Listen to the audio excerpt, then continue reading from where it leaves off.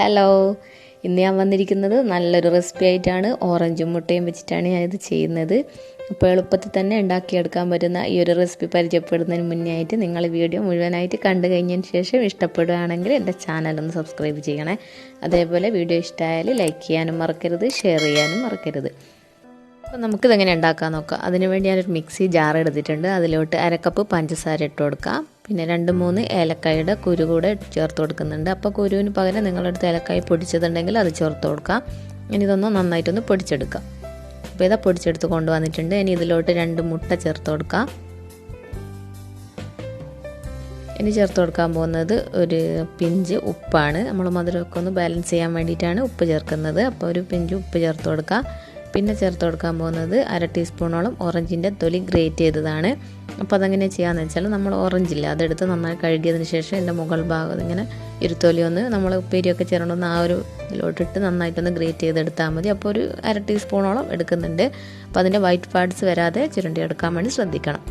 അപ്പോൾ അതെല്ലാം കൂടെ നന്നായിട്ട് അടിച്ചെടുത്ത് കൊണ്ടുവന്നിട്ടുണ്ട്. ഇനി ഇതിലോട്ട് 2 ടേബിൾ സ്പൂൺ സൺഫ്ലവർ ഓയിൽ ഒഴിച്ച് കൊടുക്കാം. എന്നിട്ട് വീണ്ടും ഒന്നും കൂടി ഒന്ന് അടിച്ചെടുക്കാം.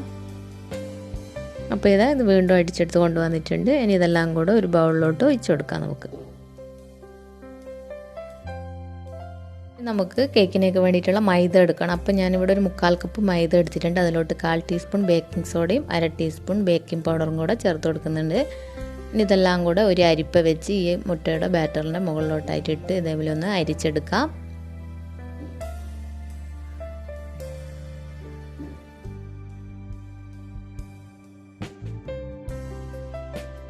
ഇനി നമുക്ക് ഇതെല്ലാം കൂടെ നമ്മൾ സാധാരണ കേക്ക് ഉണ്ടാക്കുന്ന പോലെ ഇങ്ങനെ പതിയെ ഫോൾഡ് ചെയ്ത് ഇതേപോലെ ഒന്ന് മിക്സ് ചെയ്തെടുക്കണം. അപ്പോൾ ഞാൻ വീഡിയോ ഒന്ന് ഫാസ്റ്റ് ആക്കിയതേ ഉള്ളൂ, ചെയ്യുന്നത് സ്ലോയിലാണ്. അപ്പോൾ ഇതിവിടെ നന്നായിട്ട് തന്നെ മിക്സായി വന്നിട്ടുണ്ട്. ഇനി നമുക്ക് വേണ്ടിയത് ഇതിലോട്ട് ഒരു ഓറഞ്ചാണ്. അപ്പോൾ ആ ഓറഞ്ച് മിക്സി ജാറിലോട്ട് ഇട്ട് കൊടുത്ത് നന്നായിട്ടൊന്ന് ജ്യൂസാക്കി എടുക്കണം. ഒട്ടും തന്നെ വെള്ളം ചേർക്കാതെ വേണം ജ്യൂസാക്കി എടുക്കാൻ വേണ്ടിയിട്ട്. അതിനുശേഷം നമ്മളെ മുട്ടയുടെ ബാറ്ററിലോട്ട് ഈ ഒരു ഓറഞ്ച് ജ്യൂസ് ഒന്ന് അരിപ്പയിലൂടെ ഒന്ന് അരിച്ചിട്ട് ഒഴിച്ചു കൊടുക്കാം.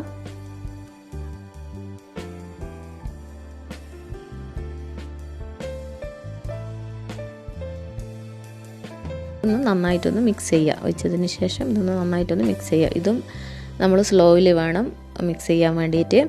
അപ്പോൾ ഞാൻ വീഡിയോ ഒന്ന് ഫാസ്റ്റ് ആക്കിയതേ ഉള്ളൂ. അപ്പോൾ വീഡിയോയിൽ നിങ്ങൾക്ക് ഫാസ്റ്റായിട്ട് തോന്നും. അപ്പോൾ ഇത് നന്നായിട്ട് തന്നെ മിക്സ് ആക്കി എടുത്തിട്ടുണ്ട്. അപ്പോൾ നമ്മൾ കേക്കിൻ്റെ ബാറ്റർ ഇവിടെ റെഡി ആയിട്ടുണ്ട്. ഇതാണ് ആ ഒരു തിക്ക്.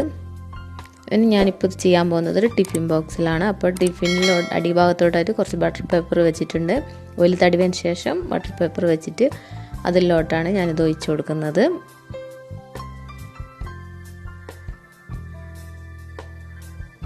അതേപോലെ വേറൊരു ചെറിയൊരു പാത്രത്തിലും കൂടെ ഒഴിച്ചു കൊടുക്കുന്നുണ്ട്.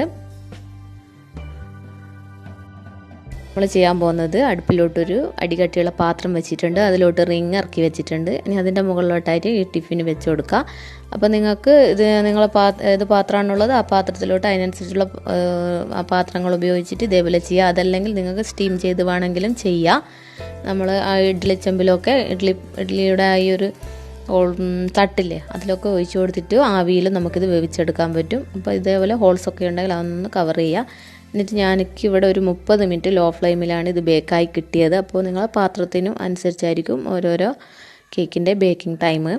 അപ്പോൾ ഞാൻ 30 മിനിറ്റിന് ശേഷം ഇതൊന്ന് തുറന്നിട്ടുണ്ട്. ഇനി നമുക്ക് കത്തി ഉപയോഗിച്ച് അല്ലെങ്കിൽ ടൂത്ത്പിക്കൊക്കെ ഉപയോഗിച്ചിട്ട് ഇതേപോലെ ഒന്ന് കുത്തി നോക്കാം. അപ്പോൾ നല്ല ക്ലീനായിട്ട് വന്നിട്ടുണ്ടെങ്കിൽ നമ്മളെ കേക്കായി എന്നാണ്. അതല്ലെങ്കിൽ ഒരു 5 മിനിറ്റും കൂടെ ചെറിയൊരു നനവൊക്കെ ഉണ്ടെങ്കിൽ ഒരു 5 മിനിറ്റും കൂടെ ഒന്നും കൂടെ ഒന്ന് വെച്ച് നമുക്കെടുക്കാവുന്നതാണ്. അപ്പം മറന്നു പോകേണ്ട, നിങ്ങൾക്ക് ഇഡ്ഡലി പാത്രമൊക്കെ ഉണ്ടെങ്കിൽ അതിലൊക്കെ നമ്മൾ ഇഡ്ഡലി തട്ടിലോട്ട് ഒഴിച്ചിട്ടും ചെയ്തെടുക്കാൻ പറ്റും. അപ്പോൾ സെയിം ടേസ്റ്റ് തന്നെയാണ്, നല്ല രീതിയിൽ തന്നെ അതിൽ കിട്ടുകയും ചെയ്യും. ഞാൻ പിന്നെ ഇപ്പോൾ ഇങ്ങനെ ചെയ്തെന്നു മാത്രം. അപ്പോൾ ഞാൻ ഇതിൻ്റെയൊക്കെ ബട്ടർ പേപ്പറൊക്കെ ഒന്ന് മാറ്റി കൊടുക്കുന്നുണ്ട്.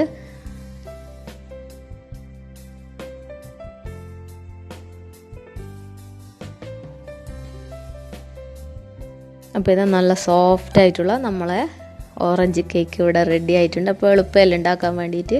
അപ്പോൾ നല്ല സോഫ്റ്റുമാണ്, അതേപോലെ തന്നെ കഴിക്കാനും നല്ല ടേസ്റ്റാണ്. കുട്ടികൾക്കൊക്കെ ഒരുപാട് ഇഷ്ടം. അപ്പോൾ ഞാനിത് കട്ട് ചെയ്തിട്ടും കാണിച്ചു തരാം. അപ്പോൾ എന്തായാലും നിങ്ങൾ ഒരിക്കലെങ്കിലും ഇതൊന്ന് ട്രൈ ചെയ്ത് നോക്കാം. അപ്പോൾ എല്ലാവരുടെ വീട്ടിലും ഓറഞ്ച് ഉണ്ടാവും, അതേപോലെ മുട്ടയും ഉണ്ടാവും. അപ്പോൾ ഒരിക്കലെങ്കിലും നിങ്ങളിതൊന്ന് ട്രൈ ചെയ്ത് നോക്കണം. എൻ്റെ നോക്കിയിട്ട് ഇഷ്ടമായിട്ടുണ്ടെങ്കിൽ കമൻ്റ് അറിയിക്കാൻ മറക്കരുത്. അതേപോലെ വീഡിയോ ഇഷ്ടമാണെങ്കിൽ ലൈക്ക് ചെയ്യുകയും ചെയ്യണം. അപ്പോൾ സബ്സ്ക്രൈബ് ചെയ്യാതെ ആരെങ്കിലും കാണുന്നുണ്ടെങ്കിൽ സബ്സ്ക്രൈബ് ചെയ്യണം കേട്ടോ. അപ്പോൾ ഇതേപോലെ എളുപ്പത്തിൽ ഉണ്ടാക്കിയെടുക്കാൻ പറ്റുന്ന വീഡിയോസായിട്ട് ഞാൻ വീണ്ടും വരുന്നതാണ്. Thank you.